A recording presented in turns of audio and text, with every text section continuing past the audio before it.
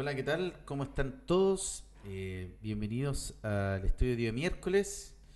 Eh, Vamos a estar compartiendo sobre Efesios capítulo 4, pero la verdad es que yo quería compartir sobre Efesios capítulo 1, pero el Pipe el domingo me ganó el quien vive. De hecho, de cuando me dijo Jorge que me tocaba este miércoles, lo primero que se me vino a la cabeza fue eh, Efesios capítulo 1.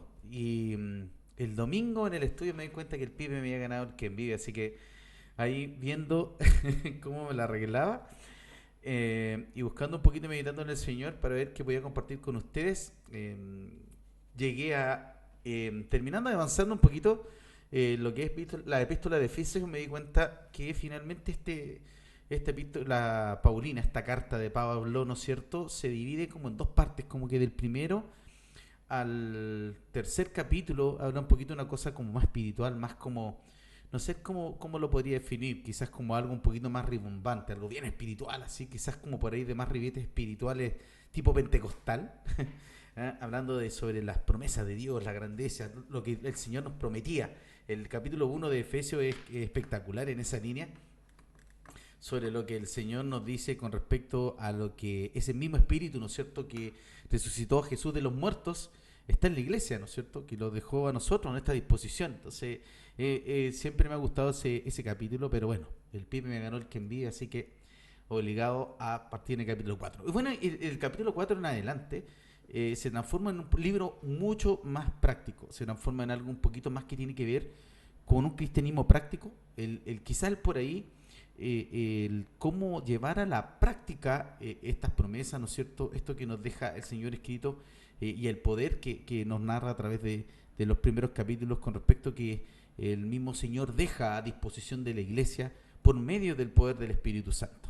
Las arras, hablábamos también ese día domingo, que tiene que ver con la garantía, ese certificado finalmente, ese como cheque por cobrar, ¿ya? Que tiene una fecha, que la fecha el Señor solamente la sabe, tiene que ver con nuestra muerte, con nuestra partida en Cristo, y esa es nuestra fecha. Esa es nuestra fecha finalmente donde podemos hacer uso de esa garantía que tenemos dentro de nosotros, que es el Espíritu Santo, que estamos sellados con la promesa del Espíritu Santo, con la promesa del ayudador, con Paracletos, ¿no es cierto?, que finalmente nos da la certeza de que somos hijos de Dios. Y en esa línea, ya del capítulo 4 en adelante, se vuelve un poquito más práctico el libro de Efesios y nos empieza un poquito a contar o a decir el apóstol y nos empieza a pedir ya un poquito la parte práctica de la vida del cristianismo, valga la redundancia, es lo que estamos hablando.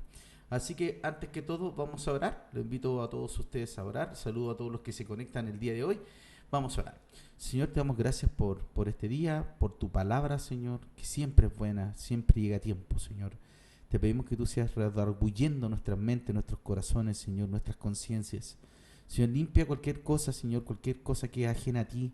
Señor, saca cualquier distracción, quita cualquier cosa, Señor, dentro de nuestras mentes, nuestros corazones, que no te glorifica, Señor, y te pedimos que tú seas hablándonos el día de hoy a través de tus sagradas escrituras, Señor. Te pedimos que tu Espíritu, Señor, nos dé revelación, nos dé sabiduría, nos dé entendimiento y nos dé la fuerza, Señor, también para poner todo esto en práctica. Te lo pedimos en el nombre de tu Hijo amado Jesús, Padre. Amén. Bueno, vamos a estar revisando dos pasajes de la Escritura, de Efesios capítulo 4. Vamos a estar revisando el capítulo de versículo 1 hasta el versículo 16. Y vamos a estar entre medio un poquito pimponeándonos con 1 Corintios 12 para que lo tengan a la mano y podamos estar estudiando, digamos, este pasaje de la Escritura. Vamos a empezar con Efesios capítulo 4, del versículo 1 en adelante. Dice más o menos así. Yo pues, preso en el Señor, os ruego que andéis como es digno de la vocación con que fuisteis llamados, con toda humildad y mansedumbre, soportándoos con paciencia los unos a los otros en amor, solícitos en guardar la unidad del Espíritu en el vínculo de la paz. Un cuerpo y un espíritu, como fuisteis también llamados en una misma esperanza de vuestra vocación. Un Señor, una fe, un bautismo, un Dios y Padre de todos, el cual es sobre todos y por todos y en todos. Pero a cada uno de nosotros pero a cada uno de nosotros fue dada la gracia conforme a la medida del don de Cristo, por lo cual dice, subiendo a lo alto, llevó cautiva la cautividad y dio dones a los hombres. Y eso de que subió, ¿qué es sino que también había descendido primero a las partes más bajas de la tierra? El que descendió es el mismo que también subió por encima de todos los cielos para llenarlo todo. Y él mismo constituyó a unos apóstoles, a otros profetas, a otros evangelistas, a otros pastores y maestros, a fin de perfeccionar a los santos para la obra del ministerio, para la edificación del cuerpo de Cristo, hasta que todos lleguemos a la unidad de la fe y del conocimiento de Dios, a un varón perfecto, a la medida de la estatura de la plenitud de Cristo, para que ya no seamos niños fluctuantes llevados por doquiera de todo viento de doctrina, por estratagema de hombres que para engañar emplean con astucias las artimañas del error, sino que siguiendo la verdad en amor crezcamos en todo en aquel que es la cabeza, esto es Cristo, de quien todo el cuerpo, bien concertado y unido entre sí, por todas las coyunturas que se ayudan mutuamente según la actividad propia de cada miembro, recibe su crecimiento para ir edificándose en amor. Vamos viendo finalmente en que este pasaje que va a ser la base de la que vamos a hablar el día de hoy, está fuertemente ejemplificada primero por una circunstancia, ¿no es cierto?, en la que el apóstol se encuentra preso, ¿no es cierto? Pero el carácter primero o la petición del apóstol no es un mandato, no es como lo que hizo el Señor en el monte Sinaí a través de las leyes de Dios, sino que acá la palabra es os ruego. Y finalmente tiene que ver con una petición del apóstol desde el corazón, podríamos decir, de la línea muy como de padre espiritual, de pidiendo, ¿no es cierto?, a los cristianos, a los creyentes más nuevos, a quienes, digamos, fueron enseñados por él, fueron formados por él. Es una petición, porque finalmente tenemos que entender, y muchas veces lo hemos estudiado así por medio de Jorge y de otras personas, que la salvación no es algo para nosotros, si bien cierto, nosotros no somos calvinistas ni creemos en la versión de salvos siempre salvos, pero sí tampoco creemos que la salvación se pierde por cualquier cosa. Por tanto, aquí lo que nos pide el apóstol es, ¿no es cierto?, nos ruega el andar como es digno de la vocación con que fuiste llamado. Y ahí finalmente es donde creo que el cristiano, a través del caminar y de la madurez que tenemos que tener, es donde el Señor nos empieza a poner piedras en la mochila. Cada uno de nosotros vamos viviendo diferentes etapas, diferentes procesos, y el Señor nos va pidiendo un poquito más. A esa medida que vamos como un poquito acercándonos a lo que es la intimidad con Dios, el Señor empieza a pedirnos un poco más y empieza a exigirnos un poco más también. Y ahí es donde finalmente entra esta batalla, ¿no es cierto?, en la que vemos en el libro de Romanos, donde finalmente nuestra carne, ¿no es cierto?, y nuestro espíritu se oponen entre sí y no podemos cumplir siempre con la voluntad de Dios. Pero acá el apóstol, ¿no es cierto?, nos hace solícitos esta demanda o este ruego, donde nos pide, ¿no es cierto?, que andemos dignos, como es digno de la vocación con la que fuimos llamados. Y en ese sentido es algo que debemos quizás por ahí poner de otra forma en nuestro andar, en nuestro caminar como cristianos, y ser un poquito más, podríamos decir, conscientes. Lo veíamos el domingo cuando compartíamos la Santa Cena, y el Señor ponía en mi corazón el tema de lo que tiene que ver con el peso de lo que tenemos que entender de lo que es el sacrificio de Cristo, que finalmente a veces la Santa Cena parece un acto monótono con el que cumplimos mes a mes, el último domingo del mes, no sé, donde finalmente pasa a ser un trámite y no entendemos que el Señor nos muestra a través de esa pintura, si lo vemos, ¿no es cierto?, como esa clásica pintura de los dos apóstoles, ¿no es cierto?, con el Señor en el medio, lo que es la última cena, cuál debería haber sido el sentir del Señor, entender que lo que Él iba a hacer no era agradable, pero Él lo hacía por amor y se entregaba por nosotros, y Él explicaba: este es mi cuerpo, este es mi sangre, ¿no es cierto? Finalmente tenemos que ser un poquito más, podríamos decir, conscientes de eso y andar de manera correcta, ¿no es cierto? Y después empieza a llevar esto, primero como que lo que nos da a entender el apóstol primero tiene que ver con la cultura externa, quizás lo que tiene que ver fuera de nuestra cultura cristiana, de nuestro entorno cristiano, de esa burbuja donde muchas veces nos metemos, y también salir de ahí siendo luz, ¿no es cierto?, siendo sal de la tierra, siendo aquellos que pueden llamar y a impactar a una sociedad que está perdida. En esa misma línea, por ahí muchos hoy día han estado un poquito atacados con el tema de lo que es los anuncios de un presidente como el que tenemos hoy, que sabemos que es una persona que finalmente es una persona que tiene un idealismo comunista, que es una persona que antes se declaraba totalmente anti-Dios, es antijudíos, ¿no es cierto?, antisemita, entre otras cosas. Así que no sé si nos podría como sorprender mucho el tema del aborto o de la eutanasia. No creo que debería ser, digamos, movernos tanto del centro. Creo que finalmente todo esto está escrito y tiene que pasar. Tiene que pasar.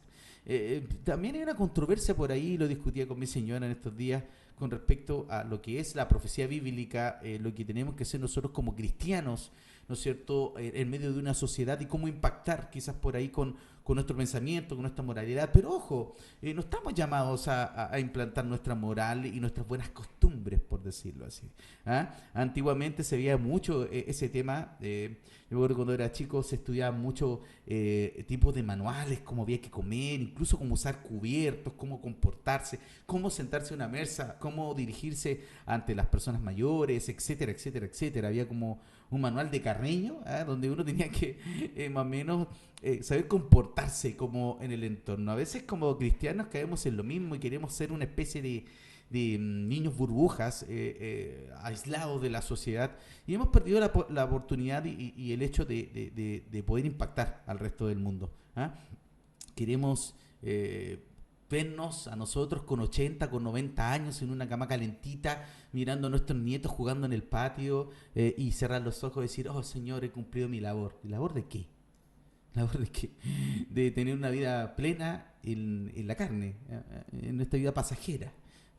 Yo creo que sería muy bueno que empiecen a practicarse estas leyes y que vengan que sería muy bueno que se implemente la Agenda 2030 en todo el mundo. Yo sé que esto suena controversial, pero creo que sería bastante bueno. ¿Saben por qué? Porque nos va a presionar, porque nos van a perseguir y va a obligar a la iglesia a salir de esta conformidad y de esta rutina en la que estamos cayendo, donde finalmente, más que todo, queremos que el Señor sea una especie de amuleto, una especie de benefactor para todo lo que nosotros queremos tener como vidas tranquilas y familias ejemplares, y estamos perdiendo la posibilidad de impactar a una sociedad. Y finalmente por ahí creo, como les pasó a los apóstoles, cuando se empezaron a acomodar en Jerusalén, tuvo que venir la persecución y tuvo que venir la necesidad, tuvo que venir el hambre, tuvo que venir todo esto, la tribulación, para que los apóstoles finalmente se transformaran en lo que el Señor quería en lo que el Señor quería que los discípulos fueran, en hombres que impactaran países, sociedad, a Europa, a Asia, a Medio Oriente, y fue lo que hizo que el cristianismo se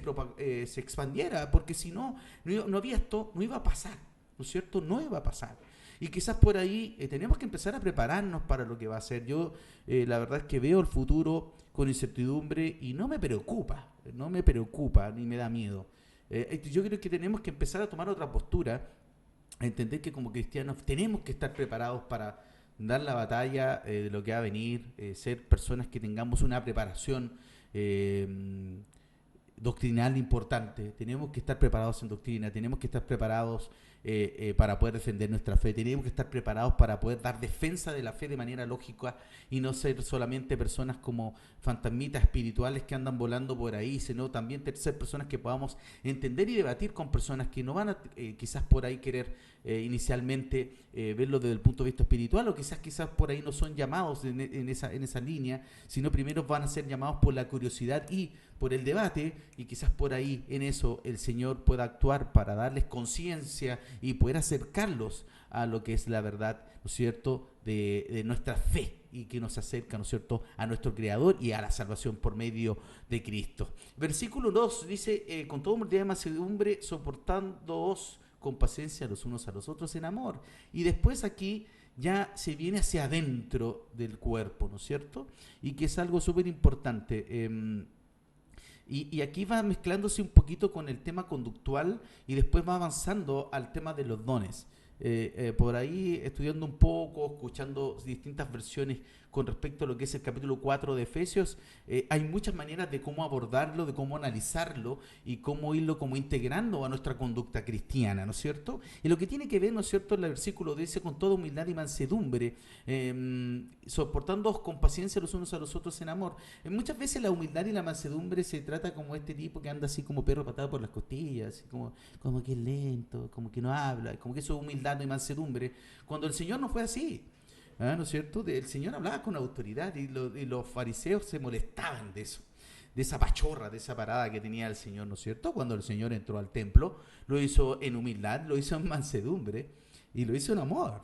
Cuando, ¿no es cierto?, pateó las mesas de los cambistas, lo hizo de esa manera. Claramente lo que entiende el mundo por humildad y mansedumbre no tiene que ver con la humildad y la mansedumbre bíblica que nos narra la Escritura. La humildad y la mansedumbre bíblica tiene que ver con esa cerviz, con esa capacidad de doblarse ante el único, ante el gran y el creador y el salvador nuestro, ¿no es cierto? Entender que el propósito y el mandato de Dios para nosotros es el que tenemos que obedecer y someternos sobre todas las cosas al poder y a la guía del Espíritu Santo. Esa es humildad y mansedumbre con la cual podremos soportarnos unos a los otros con paciencia, nosotros en amor, porque el vínculo perfecto es el amor. Ya lo vamos a estar viendo ahí donde vamos a estar mezclando un poquito con 1 Corintios 12 y 13, donde finalmente vamos viendo que en el versículo también 3 del versículo 4, capítulo 4, versículo 3 de Efesios nos va diciendo: solícitos en guardar la unidad del Espíritu en el vínculo de la paz.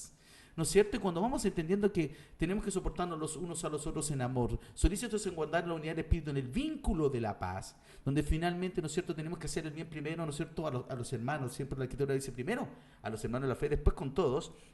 Entender que cuando nosotros tenemos el amor de Dios y estamos solícitos en guardar la unidad del Espíritu en el vínculo de la paz, porque claramente nuestras disensiones, nuestras diferencias no nos llevan a la unidad. Entendemos que finalmente el Señor nos va poniendo un parámetro, un cuerpo, dice versículo 4, y un espíritu, como también fuisteis llamados en una misma esperanza de vuestra vocación.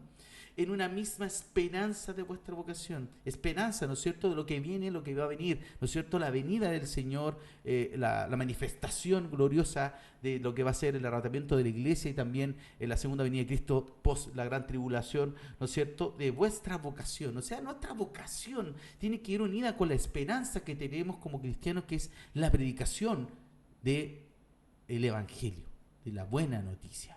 Y por ahí pasa un poquito lo que estamos haciendo. Insisto, estamos cayendo mucho y a mí me preocupa a veces cuando empiezo a ver todas estas cuestiones que empiezan a volverse como un poquito hasta media sectarias de cristianos, como que todo tiene que ser como medio encerrado, y finalmente empezamos a aislarnos de la sociedad hasta que siento yo que venga la persecución. Y insisto, creo que sería muy bueno para que la iglesia despierte, que sería muy bueno para que empecemos a ver la necesidad de predicar el Evangelio. Antes de estar preocupados de quiénes van a abortar o no, o de quiénes van a usar eutanasia o no, tenemos que estar preocupados por las personas que están tomando esas decisiones, que están yendo al infierno. Eso deberíamos estar preocupados. Deberíamos estar preocupados y derramar nuestra alma y nuestro espíritu por aquellos que se pierden, no por una ley. Porque una ley finalmente no viene a cambiar nada. Porque si vamos a esa línea netamente, de oponernos a las leyes de matrimonio homosexual, del aborto, obviamente nosotros no podemos estar a favor de eso y lo vamos a fomentar. Pero hoy día tenemos que entender que la sociedad es pro todas estas cosas y eso más temprano que tarde va a alcanzar una sociedad que es anti Dios. Y lo que nos tiene que doler a nosotros, lo que nos tiene que persecutar hoy día como hijos de Dios, tiene que ser a llamar a estas personas a presentarles el Evangelio de Cristo, no que aborten o no aborten, porque eso es consecuencia claramente de su, ¿no es cierto?, de su esencia caída, de lo que ellos persiguen como personas que no reconocen en Dios una guía, que no reconocen los mandamientos de Dios, porque si fuera por eso, deberíamos tener leyes para que nadie mienta, leyes para que nadie adultere, leyes para que nadie fornique, ¿no es cierto? Tendríamos que tener todas esas leyes. O sea, deberíamos tener los 10 mandamientos ejemplificados, hechos leyes estatales para que la gente no peque. Y eso es lo que no busca el Señor. Busca que nosotros, ¿no es cierto?, y por lo menos en nuestra corriente doctrinal esperamos que el hombre sea capaz de decidir, en este caso, seguir voluntariamente a Dios. Y para que el hombre pueda seguir voluntariamente a Dios, somos nosotros quienes estamos llamados a la predicación y a la expansión del Evangelio. Y por ahí creo, insisto, en caer en una línea que finalmente es un poco elitista inclusive, ¿ah? Porque nos queremos alejar de cualquier cosa o de cualquier persona que no piensa o no sienta como nosotros lo que pensamos. En este caso podemos transformarnos más en una secta que en propagadores del Evangelio. Versículo 5, un Señor, una fe, un bautismo, un Dios y Padre de todos, el cual es sobre todos y por todos, pensando, ¿no es cierto?, también por ahí en lo que hablábamos con respecto a estas diferencias que tenemos con algunos hermanos, y en todos. Versículo 7, pero a cada uno de nosotros fue dada la gracia conforme a la medida del don de Cristo, por lo cual dice, y aquí nos empezamos a meter un poquito ya a la funcionalidad. Primero vimos lo externo, después vimos la conducta interna de nosotros como cristianos dentro del cuerpo, y ahora vamos viendo cómo se va funcionando esto, ¿no es cierto? Primero es como, para los más computines, es como tener un hardware sin un software que lo echa a andar, ¿no es cierto? Y ahora vamos a ir a esa parte. ¿Ah? Versículo 8 dice, subiendo a los altos llevó cautivo la cautividad y dio dones a los hombres. Acá en el versículo 9 habla, ¿no es cierto?, de lo que pasó, ¿no es cierto?, entre la muerte del Señor y la resurrección del Señor, ¿no es cierto?, que dice, y de eso de que subió, ¿qué es? Sino que también había descendido primero a la parte más baja de la tierra. El que descendió es el mismo que también subió por encima de todos los cielos para llenarlo todo. Esto habla, ¿no es cierto?, de la glorificación de lo que es el Señor Jesucristo, de cumplir el mandato de la resurrección. Lo veíamos cuando estudiábamos en Semana Santa lo que fue la resurrección, que sin resurrección no hay evangelio de Cristo, por tanto que hay una exaltación, ¿no es cierto?, finalmente a lo que fue la escena y el acto de la resurrección del Señor, que nos permite a nosotros finalmente la consumación de vencer a la muerte y al pecado, el acceso al Padre y al cielo. Y en el versículo 11 nos vamos a ir un poquito deteniendo un poquito más y ir analizando estos versículos. Y dice, y el mismo constituyó a unos apóstoles, a otros profetas, a otros evangelistas, a otros pastores y maestros, a fin de perfeccionar a los santos para la obra del ministerio, para la edificación del cuerpo de Cristo. Y aquí me quiero detener, a fin de perfeccionar a los santos para la obra del ministerio. Si bien es cierto, nosotros tenemos que entender que hay distintos ministerios dentro de una congregación. El único ministerio nuestro es la evangelización. ¿Ya? Es el único ministerio. Los ministerios internos de una congregación en la iglesia local buscan perfeccionar a los santos para la edificación del cuerpo de Cristo. ¿Y qué es la edificación del cuerpo de Cristo? No es solamente que nosotros nos vayamos entre nosotros tirando barra, ni fortaleciéndonos los unos a los otros y olvidarnos que afuera hay un mundo que se está perdiendo. Y ahí yo creo que está el tema, el core del negocio. Siempre lo hablamos así en reuniones de otro tipo, pero que me toca dirigir día a día. Pero aquí el core del mensaje, la función principal, ¿no es cierto? Digamos, el prisma número 1 es para la obra del ministerio. ¿Cuál es el ministerio? Id y hacer discípulos. Id y hacer discípulos a todas las naciones. Y ahí es donde nosotros finalmente nos atascamos. Y quiero ir a complementar esto con 1 Corintios 12, del versículo 4 en adelante.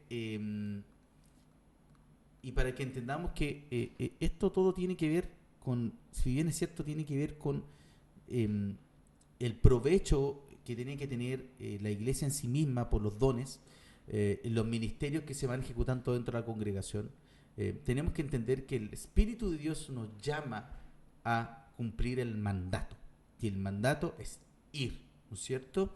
Y creo que ahí está el tema. Nos estamos acostumbrando a la comodidad. Y insisto, si yo lo veo de manera práctica, quizás es bueno que nos toque. Chile ha estado muy cómodo. El resto de los países de Sudamérica lo han pasado mal, han pasado un montón de cosas.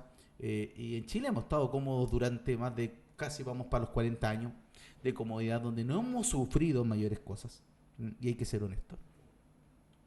Y quizás por ahí nos va a empezar a tocar. Y nos va a empezar a tocar desde el punto de vista intelectual, insisto, porque esta generación que viene, con toda esta gente que hoy ya tiene menos de 35 años, que de ahí va hacia abajo, tienen una formación muy, muy humanista.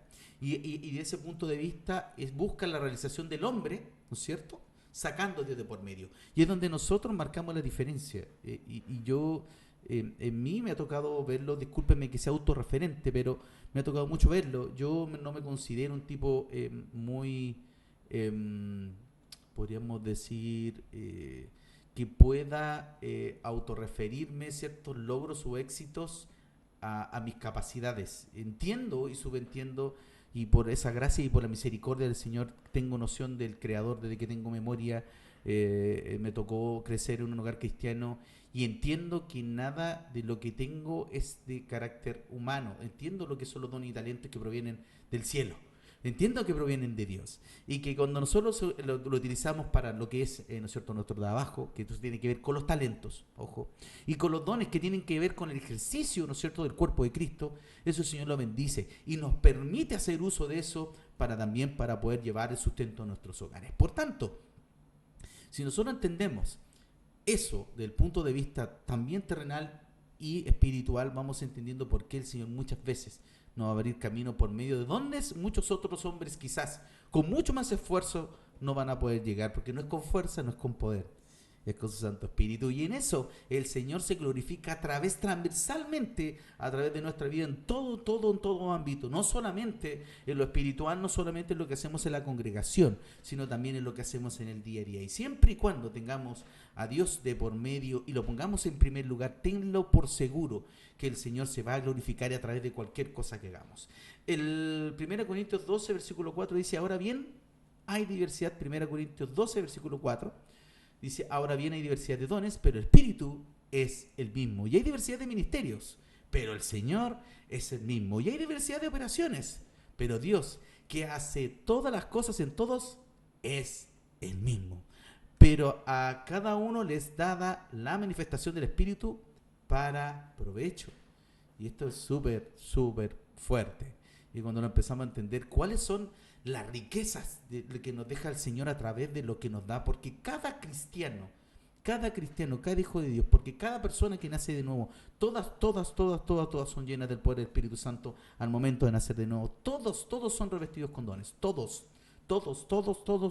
No hay ninguna persona que haya nacido del agua y del Espíritu que no tenga un don. El Señor puso un don dentro de ti para el ejercicio del cuerpo, porque somos un cuerpo y nos vamos uniendo como piezas de mecano que van trabajando una con la otra para poder cumplir el propósito de Dios a través del cuerpo de Cristo. Nosotros somos la función de Cristo en la tierra. El Espíritu Santo, de la única manera que se puede mover y puede lograr ejecutar el ministerio con el que Cristo infundió a la iglesia, es a través de nosotros, del cuerpo de Cristo.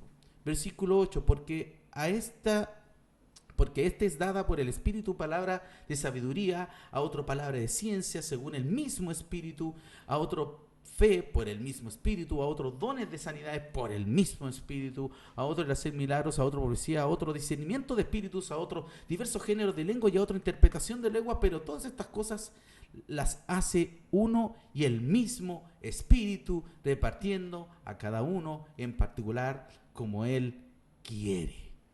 Y aquí vemos otra cosa que es fundamental y entender y sobre todo sobrellevarla, que el Señor reparte los dones como Él quiere. No hay meritocracia en lo que es el poder del Espíritu Santo y como el Señor va revistiendo espiritualmente a las personas. No hay meritocracia. No existe la meritocracia en lo que es los dones. No hay meritocracia. No puedes tú creer que por hacer esto o lo otro el Señor va a darte, digamos, lo que el otro tiene. Ahora sí, claramente el Señor nos va dando un ejemplo también en lo que tiene que ver con la parábola de los talentos, como el Señor también va a ir dándole más al que tiene más a medida que esto lo sepa administrar. Eso sí es bíblico, ¿ok?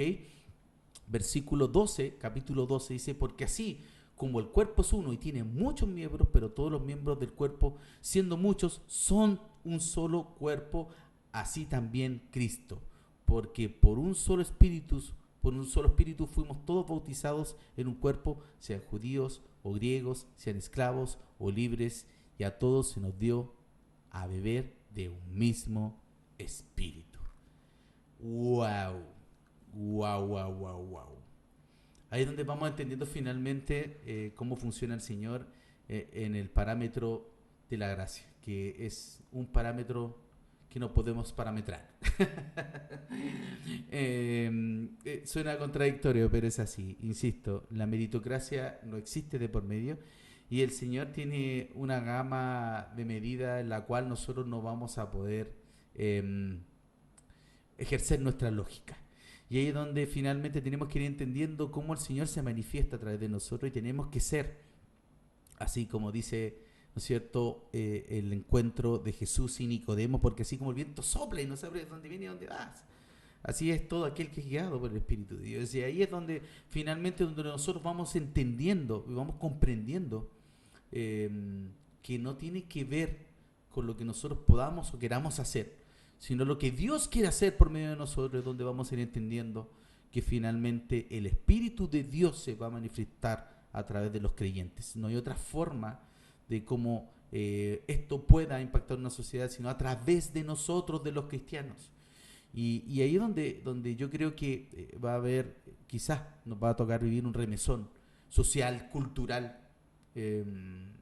con respecto a lo que pueda pasar en nuestro país. Yo la verdad lo veo y viene un poquito en esa línea.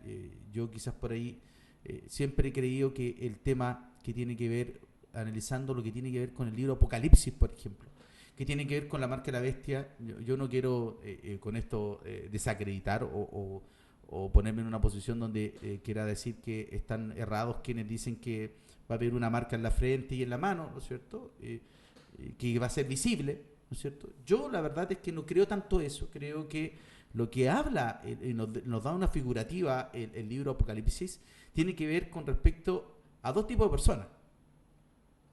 Con las personas que van a tener la marca en la frente porque lo creen, van a ser predicadores de este modelo, que va a ser un pensamiento, ¿no es cierto?, económico, filosófico, espiritual inclusive, con respecto a todo lo que tiene que ver con sacar a Dios del medio, el Dios que conocemos, darle una especie de glorificación al hombre mismo. Si ustedes lo ven, por ejemplo, a mí me cargan, quienes me conocen saben, a mí me cargan las personas que hacen coaching, me cargan, los detesto. Es porque siempre con esa cuestión de que hácelo tú mismo, el poder está dentro de ti y todas esas cuestiones, por eso que a mí nunca me hizo sentido el Evangelio de la Prosperidad. Jamás lo pude comprender como bien cristianos que podían seguir ese tipo de líneas. Siempre fui contradictorio a eso y enfrenté a muchas personas y a hermanos en Cristo que finalmente por algún momento, gracias a Dios, muchos pudieron salir de aquello, porque no creo en la glorificación humana. Entonces creo que por ahí la marca de la bestia tiene que ver con esto, con la glorificación humana sin, ¿no es cierto?, poner a Dios de por medio. Y vemos como el pensamiento político, económico y social que va a tener esta generación, que cada vez es más fuerte al respecto de eso. Y después los que tienen la marca en la mano son los que lo ejecutan, ¿ya?, que ya dejaron de pensar y lo dan por hecho y ejecutan estos mandatos que son de hombres, ¿ya? Digamos, es una forma de cómo verlo. Yo no sé si es que finalmente va a ser así tal cual, quizás como explícito, que va a haber una marca en la frente y en la mano, no lo creo, siendo súper honesto. Creo que tiene que ver algo más figurativo con quienes piensan esto y van a predicar esto y con quienes lo van a ejecutar, y por eso no vamos a poder comprar ni vender porque vamos a ser funados, censurados. Hoy día ya la sociedad nos muestra que esto va a ser así. Por tanto, finalmente lo que nosotros nos queda como iglesia es, como dice, volviendo a lo que es Efesios,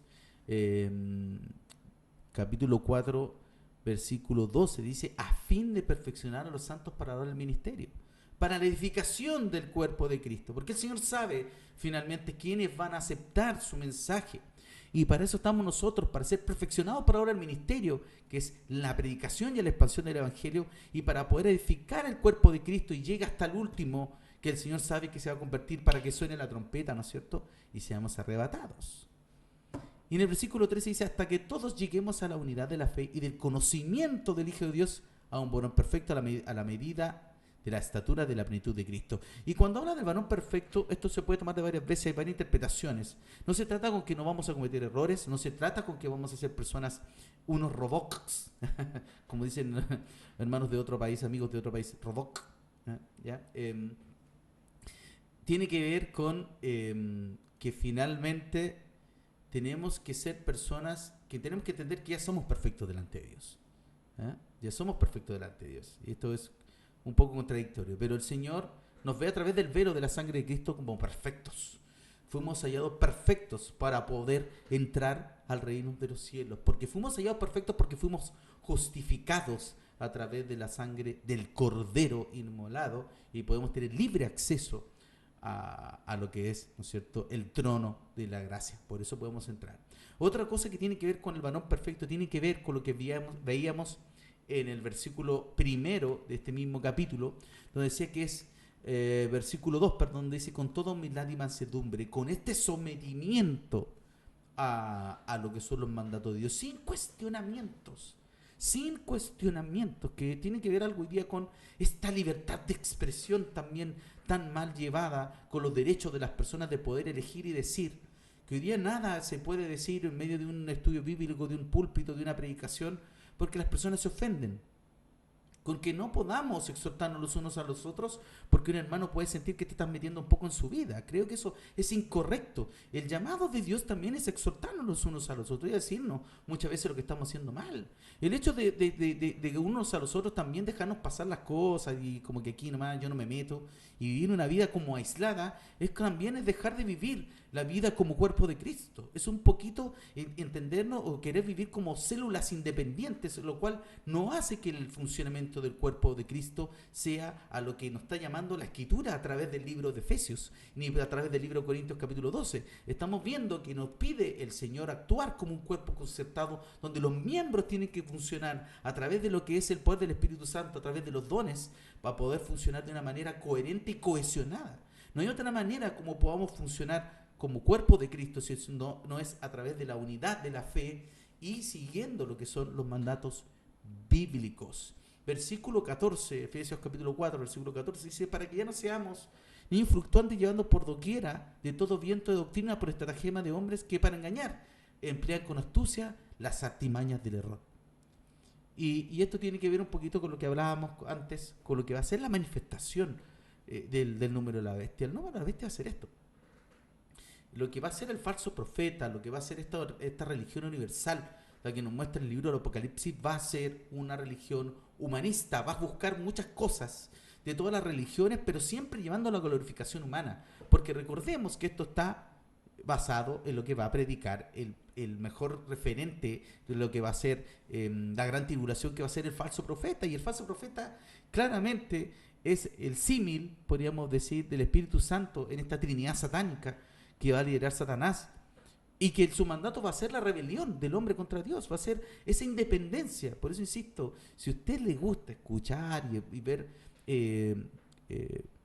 coaching y automotivaciones, no lo haga, no hacen bien.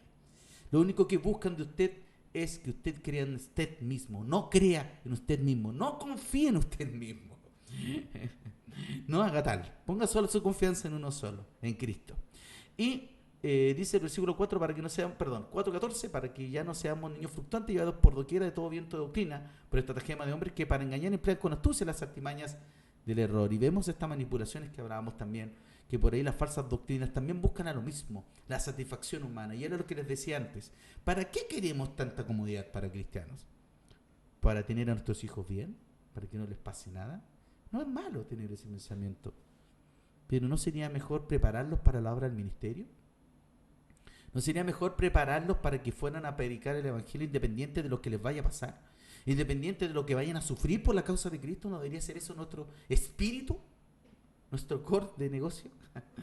¿No debería ser también con respecto a muchas personas que no quieren tener hijos? El otro día veía cómo estaban evangelizando el Islam. ¿Y sabes cómo está evangelizando el Islam? ¿No es cierto? Ellos se hacen pasar por refugiados. Veanlo en el país de Francia, que está invadido hoy día por el Islam. Y se han llegado un montón de refugiados de distintos países musulmanes y se ponen a tener hijos en estos países y se reproducen. No hay ninguna forma más clara, y también lo vemos a través de la Escritura. Veanlo a través de la Escritura también. Vean estos ejemplos bíblicos de lo que le voy a decir. De cómo son fuertes los cristianos, o los que fueron fuertes en la Escritura, en su mayoría fueron por formaciones familiares. Si bien es cierto, hay algunos que Dios llamó como a Moisés, otros que Dios llamó por aquí, por acá, pero la mayoría fueron por formaciones familiares. El mismo Señor, mismo Juan el Bautista, Samuel. Y vamos contando, vamos viendo. Son formaciones familiares. ¿Qué está haciendo el Islam? Está llevando y procreando gente dentro de estos países de europeos, sobre todo en Europa, donde están avasallando el cristianismo por medio del Islam, procreando, reproduciéndose. ¿Y saben qué hacen los cristianos? Se abstienen de tener hijos por comodidad, porque quieren viajar, porque no quieren perder su cuerpo. ¿Usted cree que eso es bíblico? ¿Usted cree que eso representa a lo que la iglesia está llamada? Yo no lo creo. Yo realmente no lo creo. Yo creo que eso casi es prácticamente una fornicación con papeles. Es como legalizar una fornicación. Yo creo que finalmente tenemos que entender que la iglesia de Cristo está llamada a impactar en una sociedad.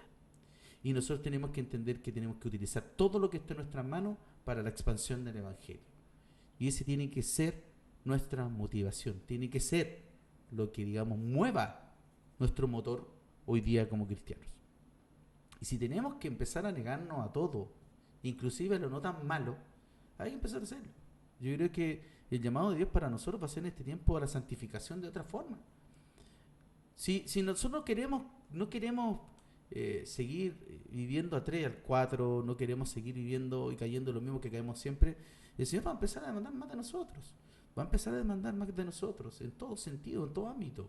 Y el hecho de que hoy día los cristianos y que estas generaciones, a veces, y soy súper honesto y discúlpenme si ofendo con esto a alguien, pero me cargan esta generación que tenga tantas distracciones, que siempre quiera tanta distracción. Yo me recuerdo los cristianos antiguos no tenían tantas distracciones y no necesitaban tanto descanso, ni tantos viajes, ni tantas cosas. Se mataban por servir al Señor y eran iglesias que crecían y eran fuertes.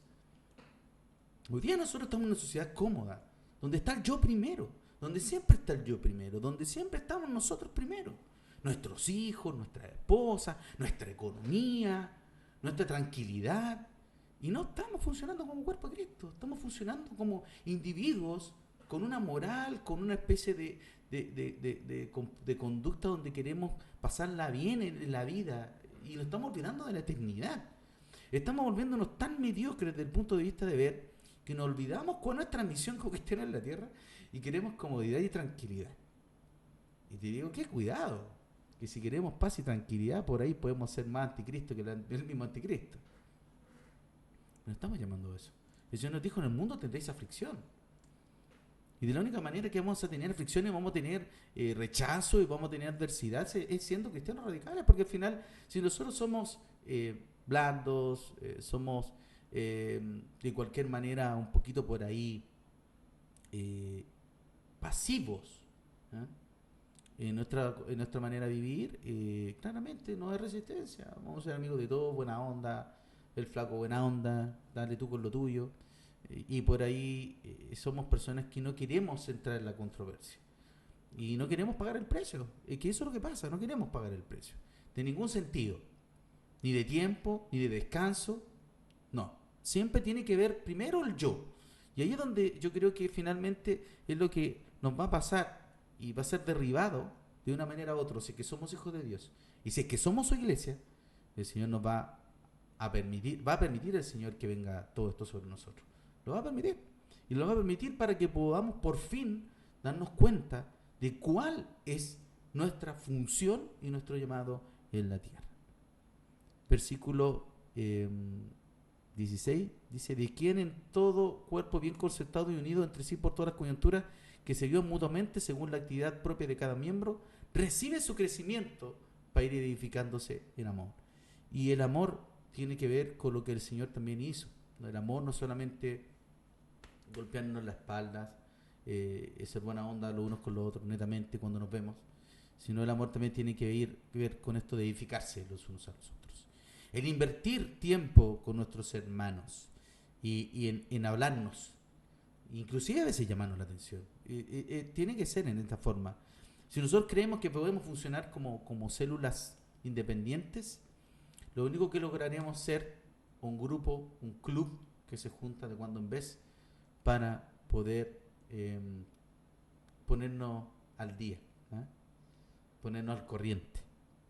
Pero no vamos a hacer una iglesia viva que impacte, ¿no es cierto?, a una generación que se está yendo al infierno. Y creo que por ahí va lo que el Señor ponía en mi corazón, que tenemos que andar como es digno de la vocación con que fuimos llamados. Y hoy día meditaba en algo y el Señor me confrontaba con algo. ¿Hace cuánto? Y no tiene que ver con que nosotros hagamos la obra de convertir a alguien, pero hace cuánto tiempo no logro, no es que yo lo logre, insisto, interprétese bien, ¿ya? No es que yo haga la obra del Espíritu Santo, ni la hace usted ni la hago yo, pero ¿hace cuánto no somos de testimonio para alguien, para que alguien llegue a Cristo? ¿Hace cuánto que alguien no logras que tu vida impacte a una persona para que ella llegue a Cristo? ¿Hace cuánto que no pasa? Y me preguntaba, y de verdad que me remontaba hace mucho tiempo atrás. Y la verdad es que sentí confrontado por el Señor. ¿Hace cuánto tiempo que nuestra vida no impacta a nadie? No es nada, no es luz, no es sal, que no impacta a nadie para que nadie llegue a Cristo. ¿Con cuánta gente nos relacionamos todos los días? Todos los días. Y no haya ni siquiera uno. ¿O será que el Evangelio no es el mismo de ayer? ¿Será que Dios cambió? ¿Será que el Espíritu Santo perdió poder? ¿O será que quizás nosotros no estamos haciendo la pega como corresponde? ¿Cuánto tiempo ha pasado? ¿Cuánto tiempo ha pasado de que tu vida, no mi vida, impacte a alguien para que alguien vea en nosotros a Cristo? Y creo que eso tiene que ser algo que nos tiene que hoy día confrontar y llamar a otro modo, a otro modo. Cristo viene. Las señales están en las puertas. Ya estamos normalizando lo que pasa en Medio Oriente. Estamos normalizando lo que pasa con los cambios sociales, políticos, geopolíticos. Y estamos más preocupados de pasarla bien.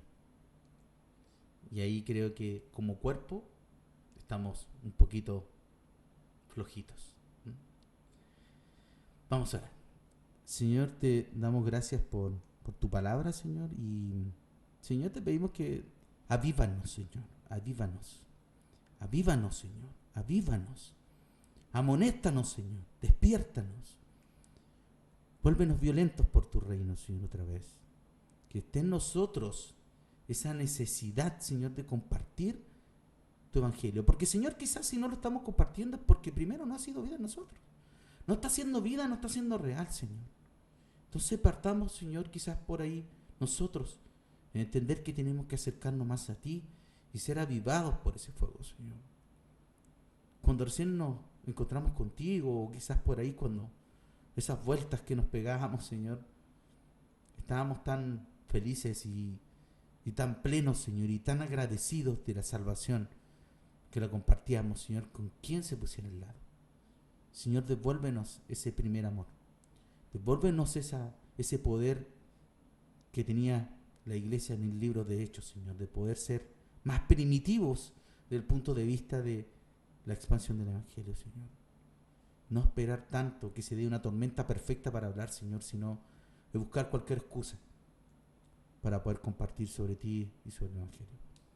Perdónanos, Señor. Perdónanos porque somos muchas veces cómodos y buscamos netamente nuestra comodidad, Señor, y por eso a veces no progresamos porque pedimos mal. Pedimos para gastar en nuestros deleites, Señor. En vez de pedir, Señor, que nos des las armas para la guerra, Señor, que se avecina, Señor. Prepáranos, equípanos. Haznos fuertes, Señor, en medio de una sociedad, Señor, que te odia. Haznos fuertes, Señor, en medio de una cultura, Señor, que no te quiere en medio. Ayúdanos, Señor, a ser hombres y mujeres, Señor, que no le tengan miedo a ser apartados, al ser rechazados por tu causa, Señor.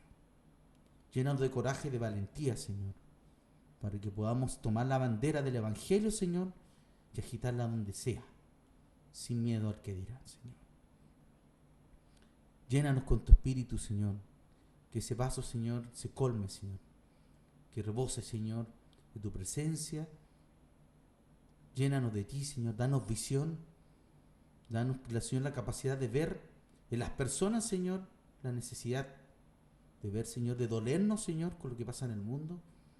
Y no solamente de ser sectarios, Señor, que busquen su propia comodidad y solo buscar morir en una cama, Señor, cómodos y calentitos.